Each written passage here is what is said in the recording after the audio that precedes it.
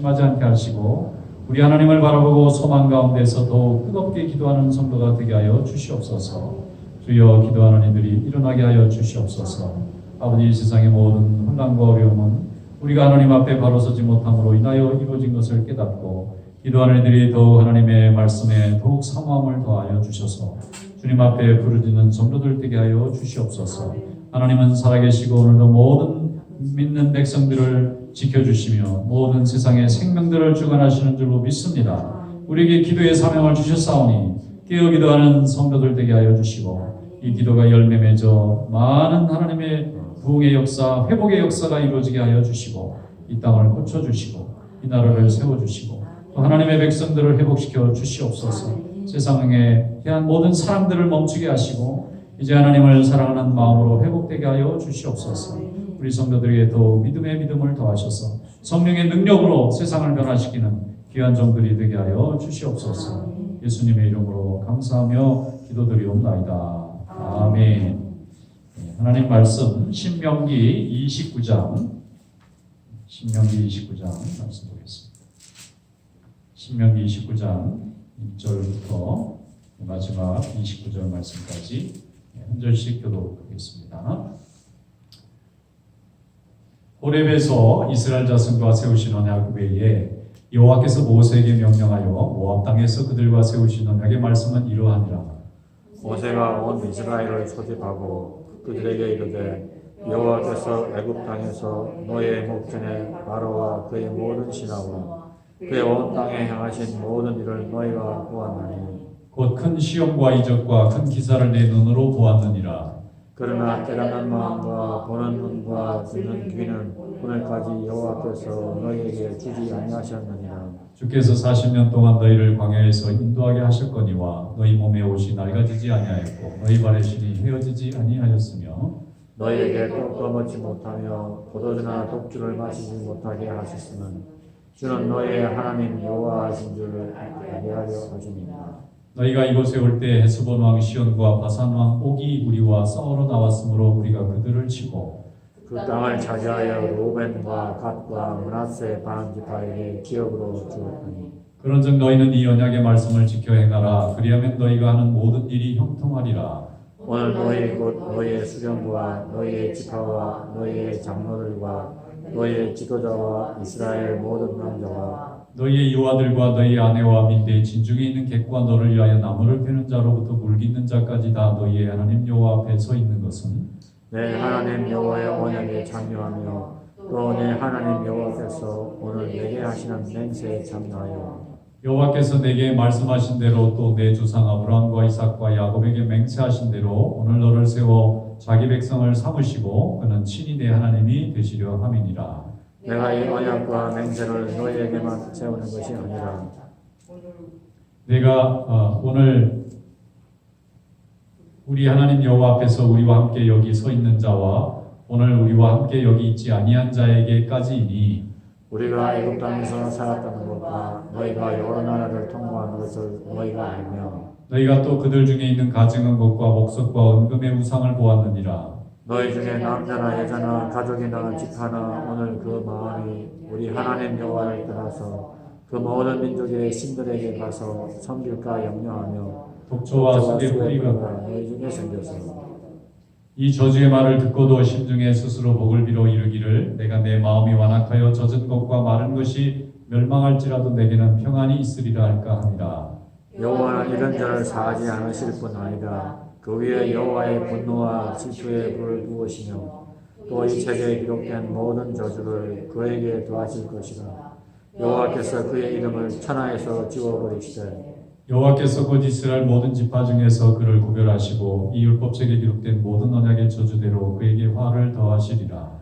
너희 뒤에 일어나는 너희의 자손과 멀리서 오는 객이 그 땅의 재앙과 여호와께서 그 땅에 유행시키시는 질병을 보며 그 온 땅이 이왕이 되며 소금이 되며 또 불에 타서 심지도 못하며 결실함도 없으며 거기에는 아무 풀도 나지 아니함이 옛적에 여호와께서 진노와 격분으로 멸하신 소돔과 고모라와 아드마와 스보임의 무너짐과 같음을 보고 부를 것이요 여러 나라 사람들도 묻기를 여호와께서 어찌하여 이 땅에 이같이 행하셨느냐 이같이 크고 맹렬하게 노하심은 무슨 뜻이냐 하며 그때 사람들이 대답하기를 그 무리가 자기 조상의 하나님 여호와께서 그들의 조상을 애굽에서 인도하여 내실 때에 더불어 세우신 언약을 버리고 가서 자기들이 알지도 못하고 여호와께서 그들에게 주시지도 아니한 다른 신들을 따라가서 그들을 섬기고 절한 까닭이라.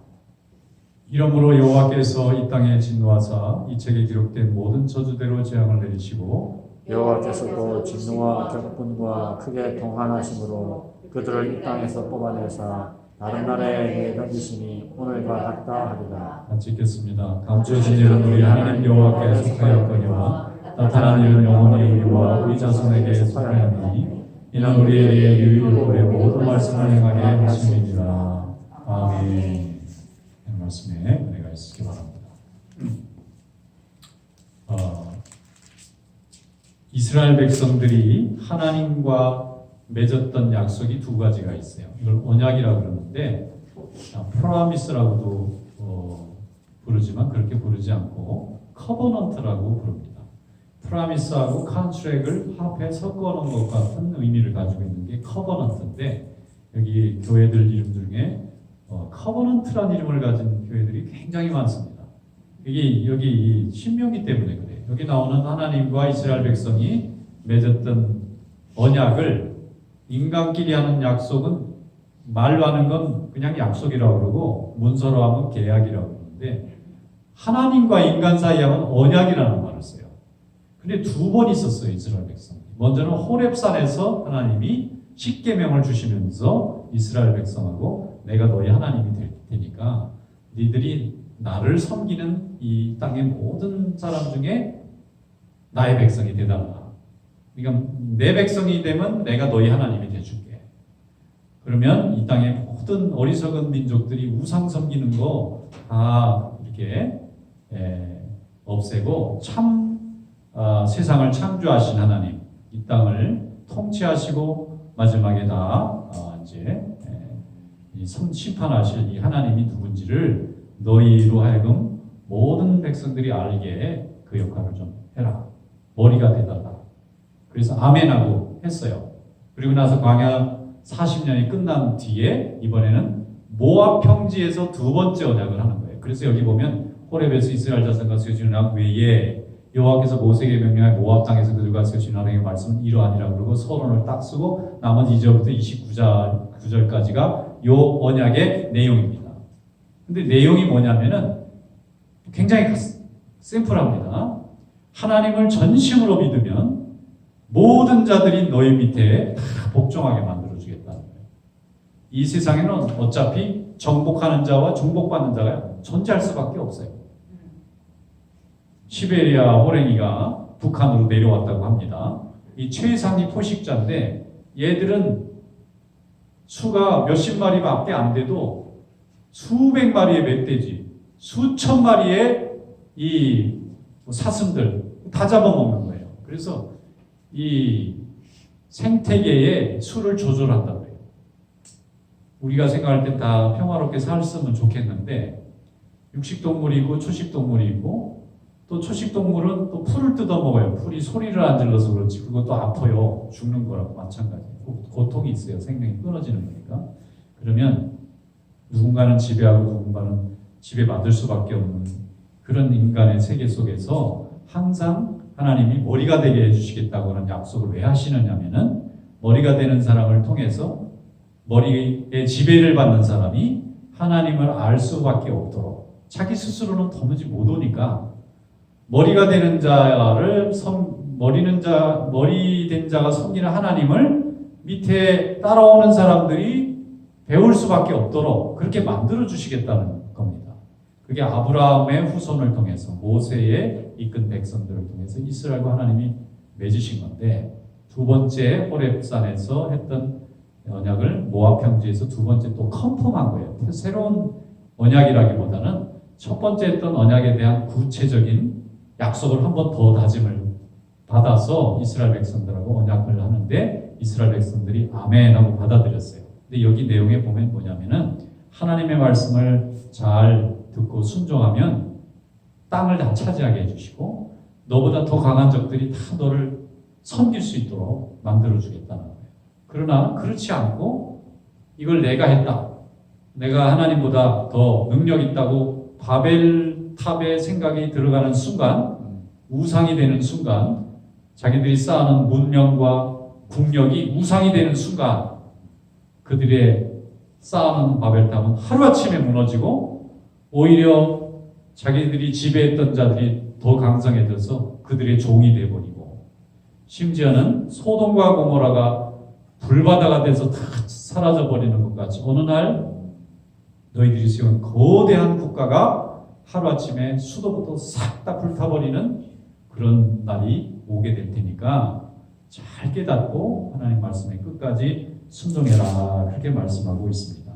여기 보면은 지금 하는 약속은 지금 현재 2세대만 하는 게 아니라 후손들까지 다 합쳐서 예수 믿는 하나님의 백성들은 지금 약속하는 사람은 모세 시대 세대의 300만 명 정도지만 앞으로 수천 수억의 인류들과 함께 약속을 하시겠다고 하는 겁니다.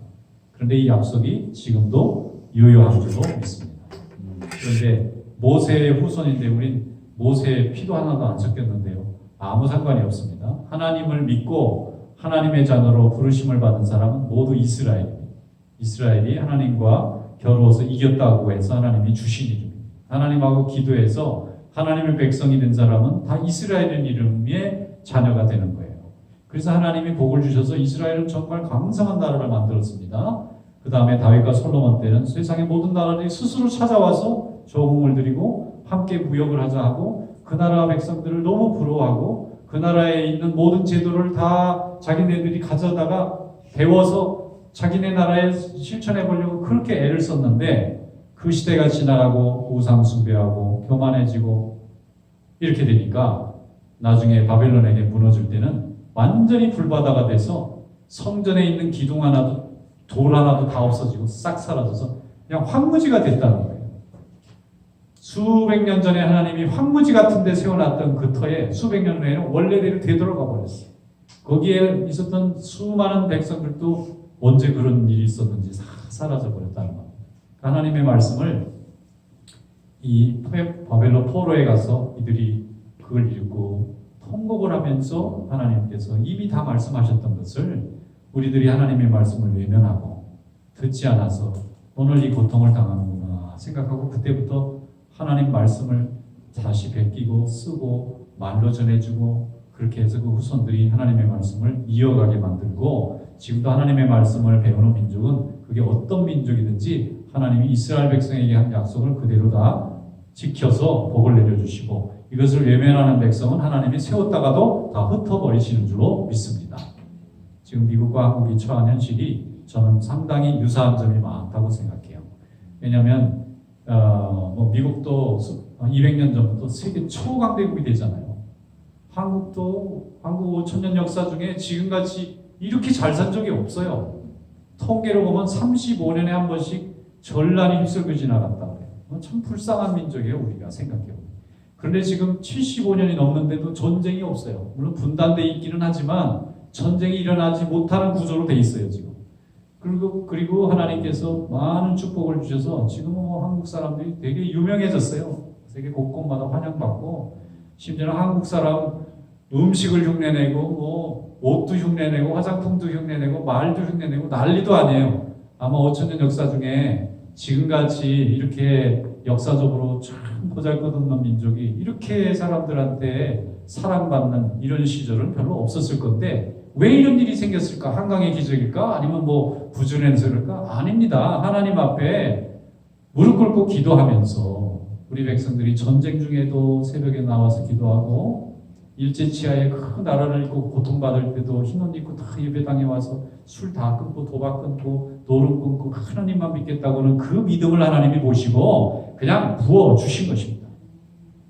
6.25 때 유엔군이 참전할 때도 보면 도저히 이길 수 없는 싸움이었어요. 그냥 일방적으로 끝나는 싸움이고 미국이 굳이 그런 나라에 가서 자기 이 군인들을 굳이 투표해서 막아야 할 가치가 있는 나라가 아니었습니다.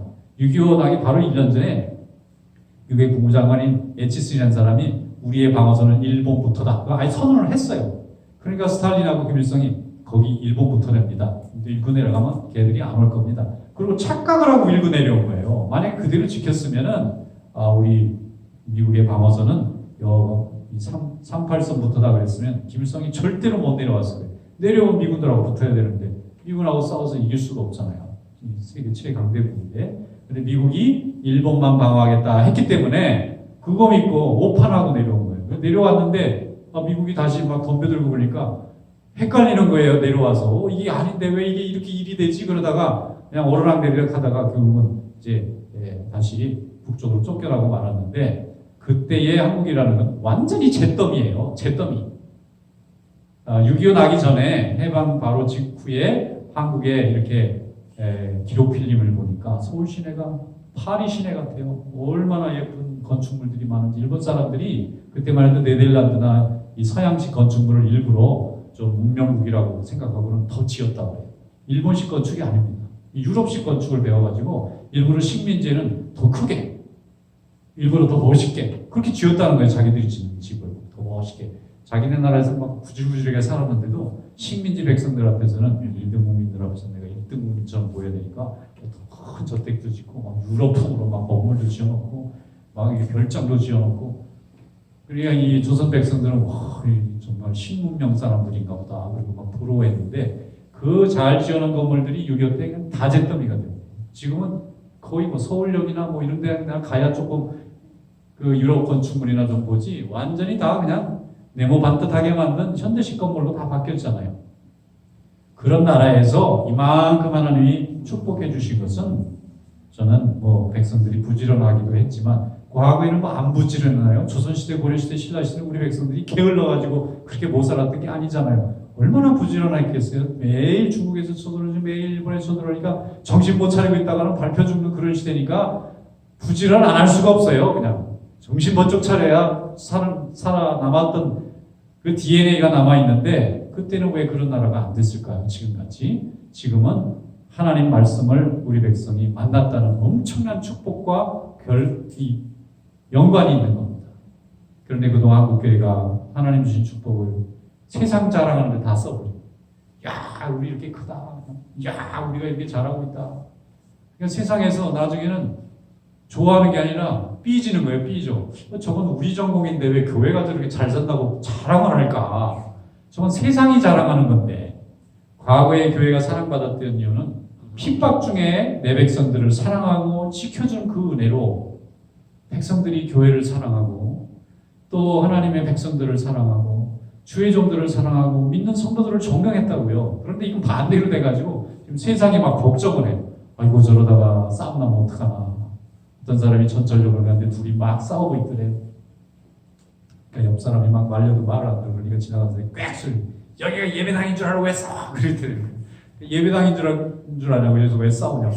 맨날 예배당에서 싸우는 것만 보니까 길거리 나서 싸우는 사람들이 여기가 예배당인 줄 알고 왜 싸우냐니. 세상에 그런 말씀이 어디 있어요. 예배당이 왜 싸우는 곳이 될 정도로 그렇게 지난 한 50년 동안 하나님이 너무 많은 축복을 부어주신 한국교회가 그저 나만 못 받으면 됩니다. 이웃은 어떻게 사는지 난 모릅니다. 내 교회 커지면 되고 내가 교제하는 사람들이 그냥 높은 사람들이고 여유 있는 사람이면 됩니다. 거기에 너무 몰두를 했어요. 그래서 그냥 사람들이 큰 교회, 좋은 교회, 뭐 유명한 사람, 실력 있는 사람, 돈 있는 사람 교회 가서 같이 있으면 자기도 높아지는 줄 알아요. 하나님의 말씀을 듣고 섬기고 어려운 데 가서 수고하고 빛이 되고 소금이 돼야 되는데 빛이 되고 소금이 되는 건 귀로 들을 때 그냥 기분만 좋고 실제 삶 속에서는 빛이 안 되는 쪽으로 소금이 안 되는 쪽으로 자꾸 선택하니까 이게 하나님이 축복해 주신 교회는 많이 커지고 뭐 성도들도 굉장히 많아졌는데 오히려 더 이상 이게 복음이 번져나가지는 않는 거예요. 이게 한계에 도달해 있는 거예요. 전도가 돼야 되는데 전도라는 것은 새 신자가 더 생겨나야 되잖아요. 그런데 전도가 되는 게 아니라 전도가 마치 밀물썰물이 딱 경계선을 이루는 것처럼 뭐 교회가 없어지거나 줄어드는 건 아닌데도 그 하나님의 복음의 세력이 믿지 않은 불신의 세력을 압도하고 가야 되는데 거기서 그냥 대치 중이에요. 더 나가지도 않고 모자라지도 않고 오히려 뭐 감소를 하고 밀리는 거예요. 세상의 물결이 복음의 물결을 이기려고 드는 거예요. 이게 밀리는 거예요. 자, 미국도 지금 하나님이 이 나라에 하나님 잘 섬기고 하나님 뜻대로 살려고 하는 이 나라에 하나님 엄청나게 복을 주셨는데 유럽에서 세계대전이 1차 대전, 2차 대전 또 유럽은 종교전쟁, 국경분쟁이 무지무지 심했던 나라입니다. 그러니까 그 전투를 하는 중에 얼마나 사람들이 고통당해요. 다 전쟁은 누가 하죠? 힘없는 사람은 절대 전쟁 못하고요. 힘 있는 자가 더 욕심을 내려다 보니까 영토도 침범하고 또 이렇게 싸우게 되는 거예요. 힘 있는 자들의 싸움 속에서 제일 고통받는 사람이 힘없는 사람들인데 특별히 그 중에 믿음만을 바라보는 사람들은 더더구나 힘이 없잖아요. 그래서 그 비박을 피해서 이런 새로운 대륙에 와서 여기서 하나님의 말씀을 열심히 믿고 섬겼더니 하나님이 복을 주셔서 하나님께서 또 지혜도 주셔서 세계 대전이 생기면 모든 나라가 다 망합니다. 그런데 1차 대전, 2차 대전, 뭐 세계 모든 뭐 어려움이 있을 때마다 미국은 점점 더 강해지는 거예요. 이것을 어떻게 설명하면 좋을까요? 뭐 시스템이 좋아서 아주 탁월한 지금 미국과 중국이 체제 경쟁을 다시 시작해요. 중국이 언제 이제 미국을 이길지 알지 못하는 시대가 됐어요. 예전에는 어림도 없지 그랬는데 미국이 지금 이렇게 막 혼란스러운데 중국은 이 공산주의자들이거든요. 공산당들은요 유물론이라고 하는 철학을 태도로 세워진 나라예요. 그 유물론이라는 게 뭐냐면 유신론에 반대예요. 유신론이라는 건 신이 있다 이거고 유물론은 신이 없다 이거예요. 이 철학적 토대의 기초가 그들은 신이 없어요. 하나님 아예 없어요. 그러니까 사람을 분해하면 분자로 구분돼서 그냥 물과 이렇게 먼지로 없어지는 건데 이게 모여서 사람 구실한다 이렇게 생각을 해요. 이게 유물론의 사고방식입니다. 그런데 유신론은 우리도 예수 믿는 사람이고 하나님 믿는 사람이니까 굳이 그 철학적인 토대로 구분하자면 유물론자가 아니라 유신론자예요. 우리는 하나님이 있다는 것을 인정해야 되고 하나님이 하나님의 형상대로 만들었다는 것을 인정하는 거예요. 그 하나님이 예수 그리스도라는 이름을 통해서 우리에게 자신을 드러내신 것을 우리는 믿고 있어요. 그래서 예수 믿는 사람은 절대로 공산주의자, 사회주의자들, 유물론자하고는 같이 가기가 어려워요. 왜냐하면 예수 믿는 사람들이 아무리 도움이 돼도 나중에는 그들이 다 제거를 해야 돼요. 왜냐하면 자기들이 세우는 사회주의 국가에서는 종교를 자꾸 가르치면 자꾸 사람들 마음을 병들게 하기 때문에 없애버려야 되는 거예요. 그래서 공산주의 체제에서 교회들이 다 죽어버리거나 있어도 다 엉터리들, 가짜로 그냥 간판으로 만드는 이런 종교들만 남아있는 거지 제대로 백성들의 마음에 하나님을 섬기라고 말하는 사람들은 다 없애버리는 거예요. 그러니까 공산당 밑에는 이 기독교가 같이 갈 수가 없는 건데 그런 나라가 강해지고 있잖아요. 이게 무슨 뜻이냐면은 그들이 실력이 있어서라기보다는 하나님께서 세우신 미국이라는 이 나라, 하나님 앞에께서 주신 축복을 받고 성장한 이 이스라엘 같은 나라가 재구시를 못하니까 그럼 재구시를 못하면 그래도 쟤들보다는 내가 낫지 않습니까? 하나님 저 공산주의자들보다는 나가 그래도 교회가 엉터리기는 하지만 그래도 믿지 않 하나님은 그런 거 안 보신다는 거예요. 하나님은 무에서 유도 만드시고 이스라엘 백성 300만 명을 다 없애시고 지금부터 모세 너로부터 다시 시작합니다. 하나님은 시간의 주인이세요. 우리는 어제 오늘 내일 미래가 중요한지 모르지만 하나님은 영원하신 분이기 때문에 지금부터 다시 창조하시면 돼요. 시간을 다시 하나님의 백성을 지금부터 시작하면 됩니다. 그래서 이거는 사회적 혼란을 보면서 우리가 바라보는 것은 이게 영적인 혼란이구나. 이게 영적인 혼란이지 이게 사람들이 가지고 체제의 무슨 문제도 아니고 사람들 뭐 환경이 어떤 사람은 코로나 바이러스 때문에 사람이 열받아갖고 지금 눈에 보이는 게 없으니까 저렇게 된다. 그것도 아니에요. 그전에는 이거보다 더 심한 자연재해도 많고 뭐 극심한 사회 분단도 많고 이 남북전쟁 링컨 대통령 시대에는 이 공화당을 처음 시작해서 처음 대통령 된 사람이 링컨입니다.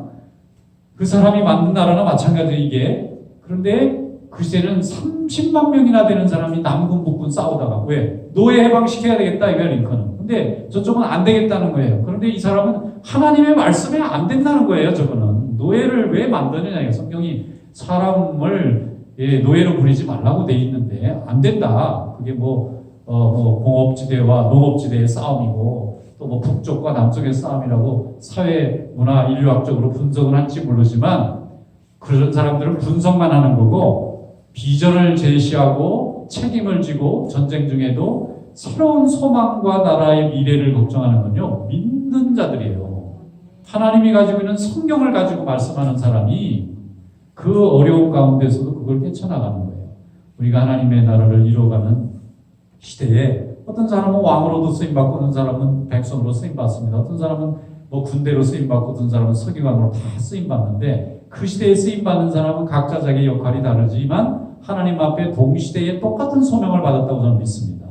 우리 몸이 머리가 있고 팔다리가 눈, 귀가 다 있는데 눈, 귀 따로따로 움직이고 어떻게 인간이 존재할 수 있어요?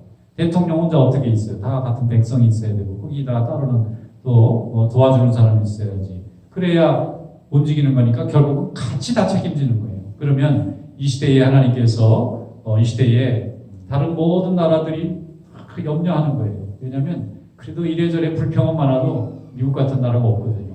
이런 나라의 이 어떤 정신적인 방향 또 나라의 방향들이 다뤄서야 세계가 평안해요. 이 나라 흔들리고 막 비슷한 나라가 또 경쟁하고 이렇게 되면 그냥 자꾸 전쟁이 일어나고 분쟁이 일어나고 세계에 전쟁이 일어날 때 보면은요. 한 나라가 독점할 때는 평화가 있습니다. 로마가 전 세계를 정복할 때는 팍스 로마나 300년 동안 전쟁이 없었어요. 그런데 로마가 게르만족의 침입을 받고 무너지기 시작하니까 곳곳마다 전쟁이에요. 영국과 프랑스가 전쟁하고 독일과 오스트리아가 전쟁하고 터키가 전쟁하고 전쟁 죽어나가는 사람은 강한 사람이 아니라 아무 힘없는 백성들이.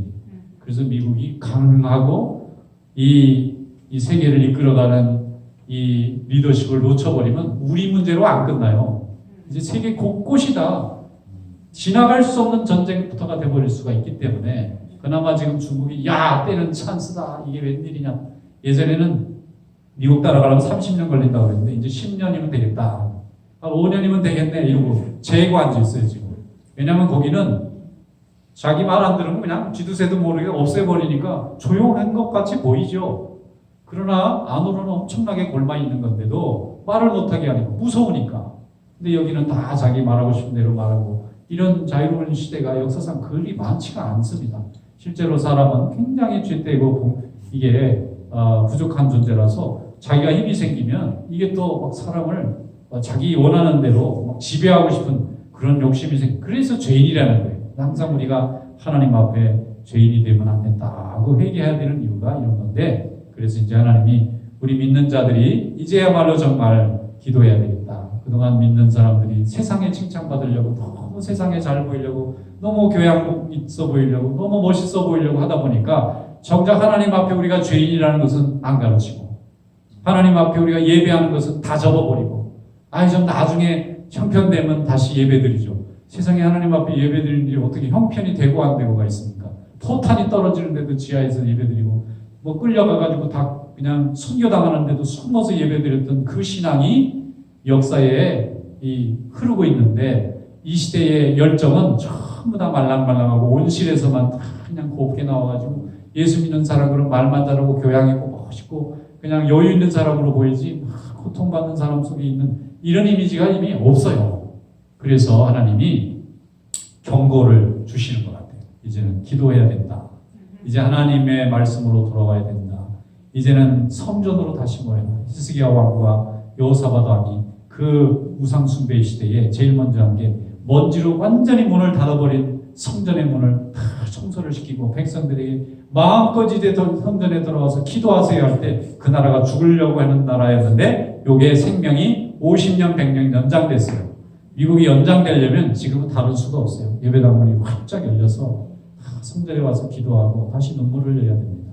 안 그러면 우리가 1등인 줄 아는데 이게 2등 될지 모르는 일이에요. 이게 몇 년 안 걸릴지 얼마나 걸릴지 알 수가 없어요. 하루아침에 바뀌는 거예요. 세계전. 저 소련이라는 나라가 70년간 정복할 때 감히 저 나라를 저게 무너질 거라고 누가 상상이나 했습니까? 그런데 하나님을 끝까지 대적하니까 결국 하루아침에 자기들 백성들이 자기들 스스로 무너뜨리고 문을 열어가지고 지금 요만한 나라 됐잖아요.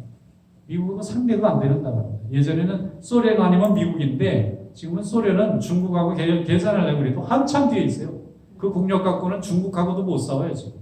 그러니까 하나님이 이렇게 약하게 만드시는 거니까 그 하나님의 뜻을 순종하지 않는 백성에게 하나님이 그걸 보여주시는 거예요. 그래서 지금은 우리 성도들이 기도해야 되겠는데 아직 백신이 다 공급이 안 되니까 나올 수는 없고 나오기는 무섭고 그러니까 하나님이 그러면 요즘은 좋은 것도 많잖아요. 영상 예배도 있고 같이 열어서 영상으로 기도도 하고 뭐 얼굴로 만날 수 없으면 영상으로 만날 수 있는 길도 많이 있는데 너무 재밌는 것은 처음에 영상 예배 드릴 때는 전국의 전 세계 모든 교회가 그렇게 예배를 잘 드렸대요.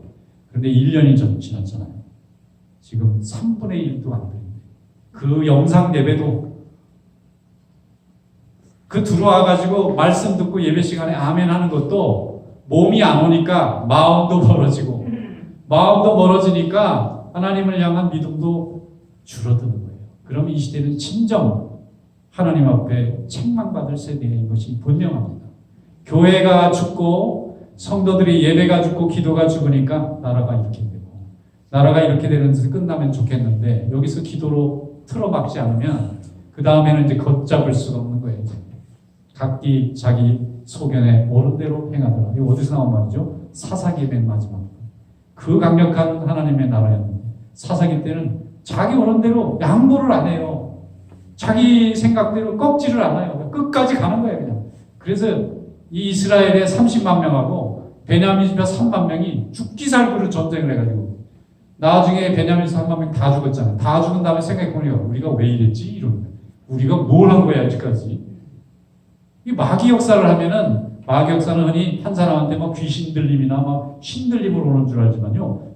이 심리학자들이 이 분석해낸 결과 중에서 보면 집단 이 영성이라는 게 있다는 거예요. 어느 시대나 어느 집단이나 어느 나라든지 사람들이 똑같이 생각하는 그 속에도 마귀 역사를 할 수 있다는 거예요. 그러니까 이게 영적인 일이기 때문에 지금은 너무 세상 사람들이 먹고 입고 그 다음에 누가 더 뭐 성공했느냐 여기에 너무 많이 정신이 나가 있어요. 이거는 하나님이 주시는 축복에 대한 감사를 생각하게 하기보다는 자기에게 주어져 있는 모자란 거, 부족한 거, 비교가 당하는 것만 열심히 묵상하게 하는 그런 환경이에요.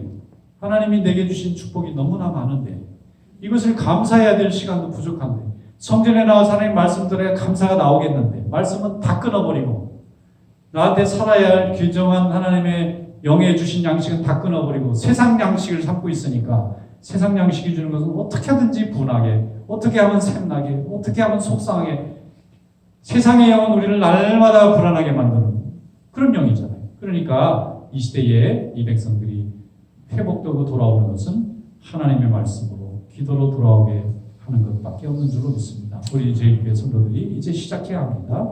기도하고 열심히 주님의 나라와 그 영광을 위하여 오늘도 많은 눈물과 기도로 수고하시기를 주님의 이름으로 축원합니다. 기도하겠습니다. 하나님 아버지 감사합니다.